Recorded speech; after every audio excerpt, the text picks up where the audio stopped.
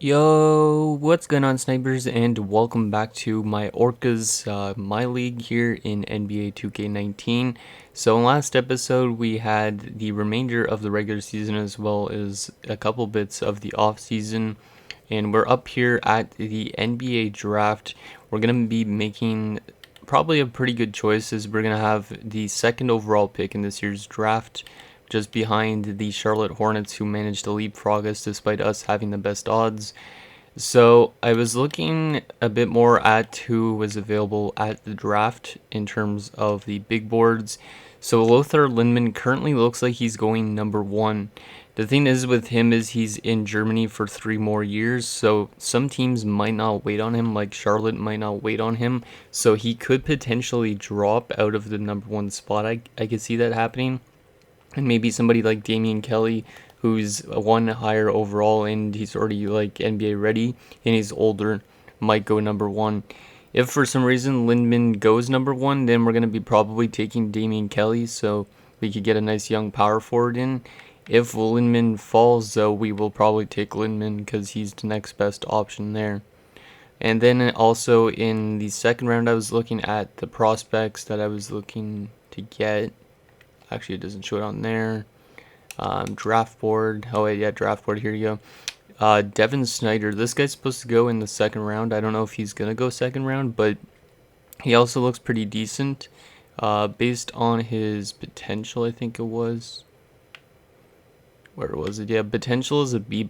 If that is accurate, which it might be, that would be pretty nice because he could be a pretty good small forward as well. So if we don't get Lindman, we'll actually have another small forward anyways. So these two could be a good option, but if Lindman falls, I'll probably take Lindman. So anyways, let's get to the NBA draft and see what happens, how it plays out. I don't know who Charlotte's going to take, because I don't know what Charlotte really needs, but we'll see what happens. Here we go, NBA Draft 2019. Who is Charlotte going to take? And they take Bruce Neely, so we have a choice between Kelly and Lindman, so that's interesting. So they take Bruce Neely. That guy was supposed to be worse than both of them, so that's very interesting. So now, since we have number 2, we could either go with potentially a 77 overall power forward, or Lindman. But I think we take Lindman because, even though he might take a bit longer, like he's gonna take 3 years in Europe, but usually those guys grow to being really good. And yeah, Lindman's only 21, so he's gonna be 24 when he comes over, and he's looking like an A+ player potentially. So I think we gotta go with Lothar Lindman. Let's see. Hopefully he's a pretty good player. The scouts won't know really much about him because he's in Germany. Well, at least those guys that talk on the bottom. So let's see who goes after us, just in case.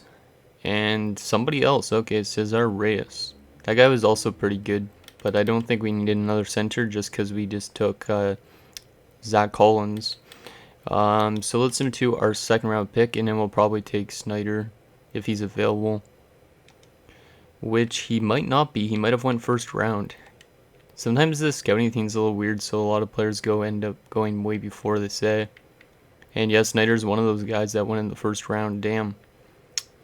He was the one I wanted for the second round, but at least we got our small forward, so that's okay.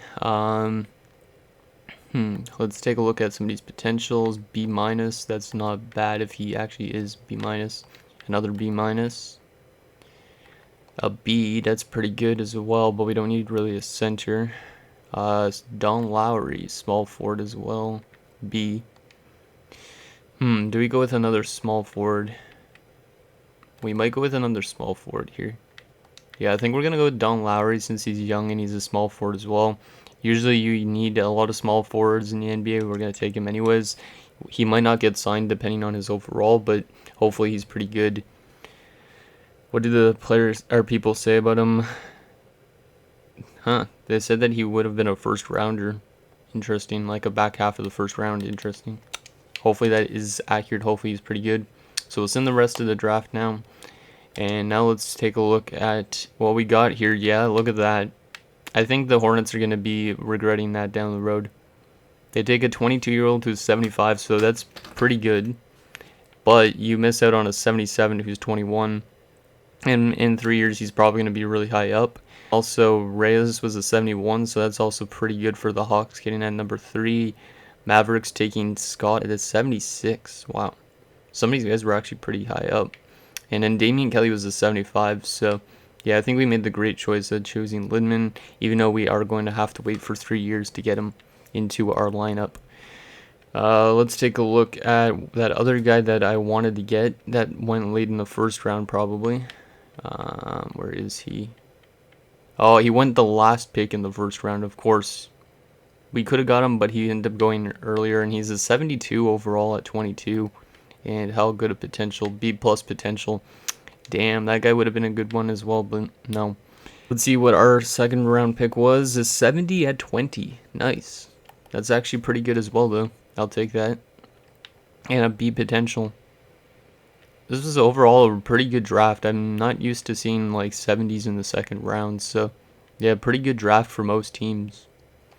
We're probably going to sign both of those guys, which means we're going to have to make up one roster spot for the 70 overall. So we're going to have to let go of probably a small forward or something. But that guy probably will play in the G League, I think, this year. Because we're definitely going to sign him, or else he'll go to free agency right away, I think. So yeah, we're going to get both of those guys. Lindman won't be able to play on the team, which sucks, but whatever. Okay, so pending re-sign options. So Dotson, he's a shooting guard. Yeah, we want to bring back Dotson. I think he was doing pretty good this year as well, if I'm not mistaken. Averaging 9.5 points per game. Yeah, that's pretty good by comparison to his other season. Collins is definitely coming back. Yogi might not come back, because we do have a new second point guard in the guy that we got from Portland. Yogi was good, but I don't know if I want to play the other guy instead. Yeah, I think I'm going to play the other guy instead. Even though Yogi is young and pretty good, I've never seen him grow higher than the 76. And we're going to definitely bring back Derek Jones Jr. Okay. Qualifying offers, Hollis Jefferson for 1 year. Yeah, I'm fine with that. And now let's go to the moratorium, which is kind of a weird setup type of thing. So that's just in case you guys don't know what a moratorium is. It's kind of, I don't even know how to explain it really, but okay, so this isn't free agency yet, but we're not going to be signing any big name players because, yeah, I don't think we're going to sign any big name players right now. Depends on what we need. So these guys on cap hold, do we want to get all of them back? So yeah, we're definitely going to renounce the rights of Amiga Okafor, which means he's going to jump to a free. Tyler Cavana. He's not bad. I'm going to keep him on a cap hold. Same with Ronde. And then Yogi, I think I'm going to renounce his rights, which means we could look for something else. So if we let go of both of those guys, we're going to need some more players. So yeah, we're going to renounce the rights of those two guys. I'm going to go all the way until we get to free agency, which is not that far away. And those guys are gone now, or they should be. So let's take a look at what we have. Those guys that are on cap holds, we have to offer them contracts probably as well. Cavana and Hollis Jefferson. Both power forwards. So let's go to that free agent screen again and sign those guys. So Konac, I think I just said, right? Was it Konac? I think so. I don't even know. Konac was the guy we traded, but Hollis Jefferson was definitely one. Hollis Jefferson, he's an RFA. He doesn't really match our system that well, which is the thing, but I'm still going to bring him back for a 1-year contract. Yeah, because like I would rather get guys that could actually match our system, and then eventually we could make a really good team with a certain system. But yeah, Hollis Jefferson might be a guy that doesn't stay around here super long, even though he does get decently good. And then the other cap hold that we had was Cavana. That's what I meant. Cavana, where are you? rate around here. He matches our system better, and he only wants 6.27 for 2 years, so we're gonna definitely do that because that's a cheaper contract. And then those two guys, so if we get those guys into our lineup, what do we have? So we'd have 2 point guards, 2 shooting guards, 4 SFs, 3 power forwards, and 2 centers. So 3, so 5. Sorry, I'm doing some math in my head right now. 8, 9, 10, 11, 12, 13. So it'd be 1 underneath the player limit, which means we might want to sign something else. Definitely don't want to sign any more SFs because we have a lot of them. Shooting guards, we could potentially look at something. We could look at technically anything. We could look at another point guard, but I don't know about having... I want Simmons to be able to play. I don't want him being a bench guy. So... Or Simons, I don't know how it's pronounced. So let's go to here and take a look at our best options for player match. So D'Angelo Russell's a UFA and he's only 23 and he matches our system really well, but do we want to offer him that big of a contract? Like he's already an 88, so he's grown quite a bit. That's an interesting one. I might actually want to do it because he is a UFA. But then we're going to have, what's his name, sitting on the bench, Simons. Or we might try and put, no, maybe Simons wouldn't be a bench player, but, who else is there? Centers, we don't really need any. Power forwards, we don't really anything. Yeah, I think we're going to try and make a splash in this offseason and take up D'Angelo Russell, because he matches our system. He's young. He could be a very good team and actually that many years, but I think it's worth it almost. Have any big pieces that need re-sign?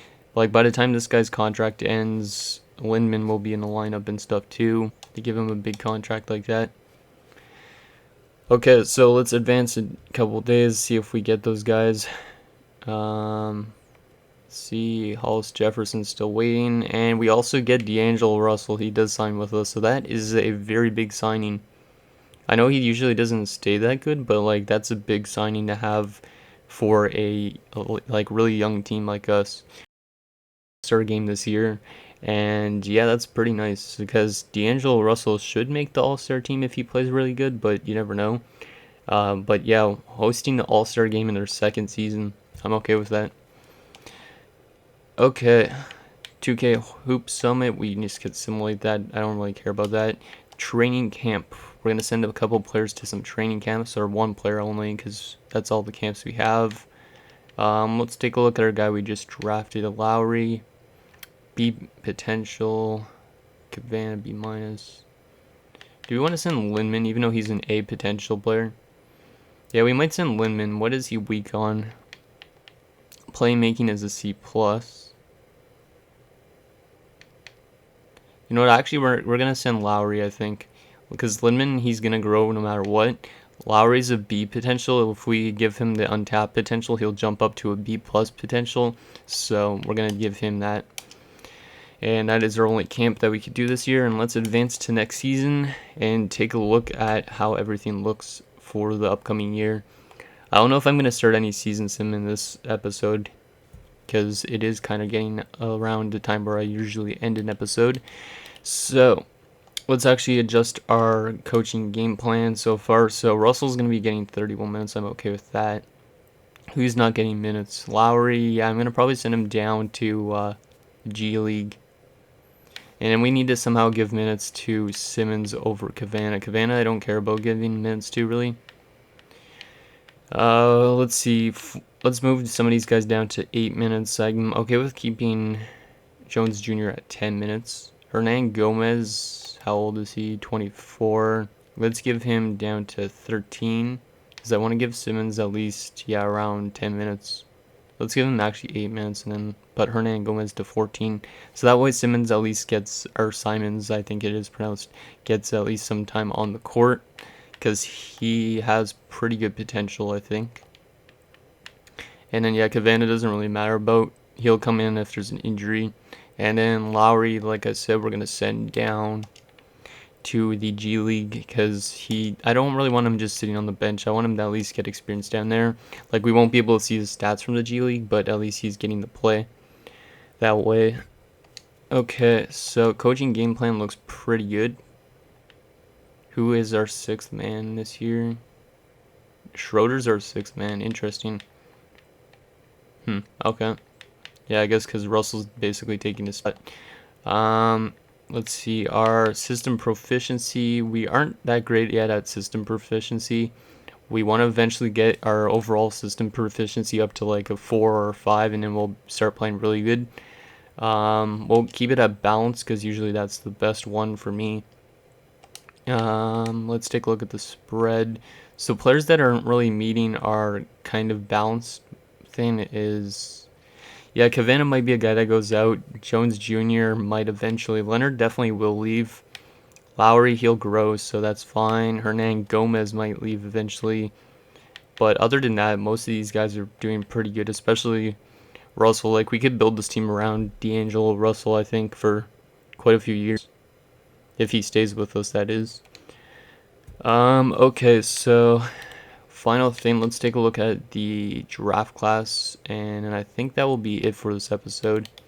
See what the draft looks like this year. So, the potential top pick, according to Draft Express, is Tom Morgan, who's looking like he has a B+ potential, which is pretty good. So this guy might be an interesting guy to get. Well, point guard as well.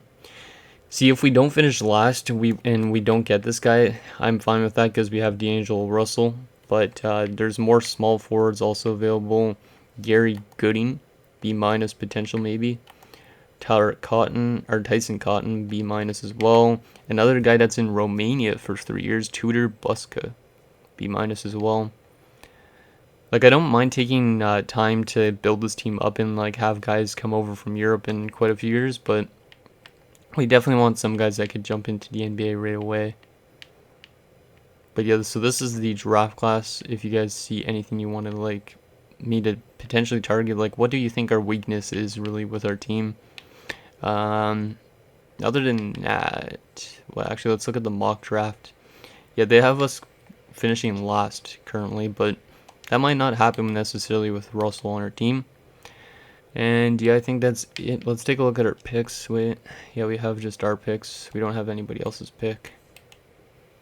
Yeah, I think that's going to do it, guys, for this episode of our Orcas MyLeague mode. So if you have any suggestions for what I could do this team to start building around like faster, because I don't know if we really want to win the NBA title like while Russell is on contract. I don't think we could win in the next 4 years, but Russell is a big piece to this team, at least for right now, and we definitely want to start building around him. So who do you think out of this team we should move out eventually? And who do you think is going to be a guy that probably stays around with our team for quite a while? Anyways, let me know what you guys think, and I'll see you guys next time.